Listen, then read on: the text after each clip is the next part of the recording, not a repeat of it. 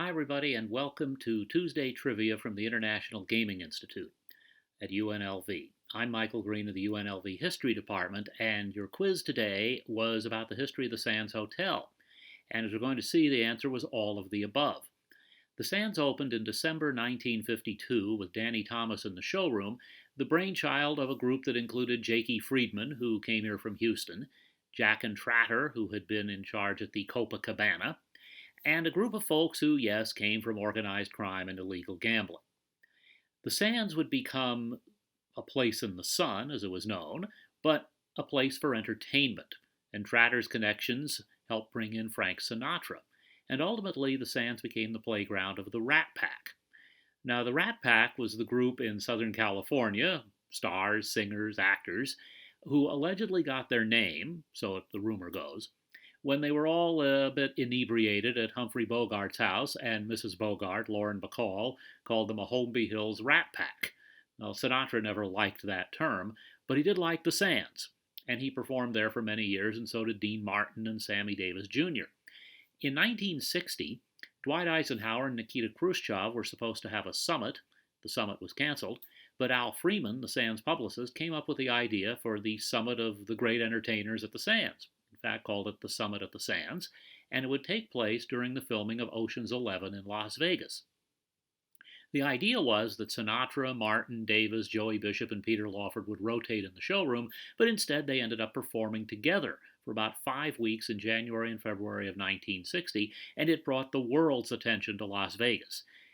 That included a presidential candidate named John F. Kennedy, but it also included Hollywood stars coming up like Bob Hope, Lucille Ball, and Jack Benny.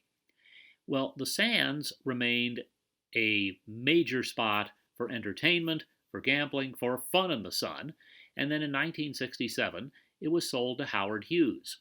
This had an effect in a few ways. Hughes did not like Frank Sinatra and vice versa. The rumor's been that they had competed for Ava Gardner, and Hughes never quite recovered from the idea that Sinatra married her.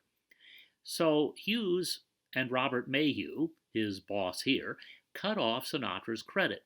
Now, at the time, Sinatra was not too happy. His marriage to Mia Farrow had gone badly, and when the credit was cut off, he threw a bit of a tantrum. Part of the story is that he drove a golf cart through a plate glass window at the Sands. The part of the story that we do know is that he demanded a meeting with Carl Cohen, the longtime casino manager at the Sands, and when they met in the coffee shop, whatever it was Sinatra said, he got a few words in, hit the right combination, and Cohen decked him. Sinatra's caps fell off of his front teeth. He did not knock out Sinatra's teeth, but he did knock the caps off them. At any rate, Sinatra moved to Caesar's Palace, and Cohen eventually moved on to MGM Grand when it opened in 1973. That's kind of an ironic hookup, if you will, because ultimately Kirk Kerkorian would buy the Sands during the 1980s, change it to the MGM Sands. This was after the Hughes people had owned it, and in fact, when it was sold, the buyers included Sheldon Adelson, who eventually imploded it and turned it into the Venetian. But the Sands is still well remembered, of course, because it was such a great hotspot for entertainment, and it was part of that legendary group of hotel casinos that opened in the 1940s and 50s on the Strip that really made Las Vegas's reputation as the entertainment capital of the world.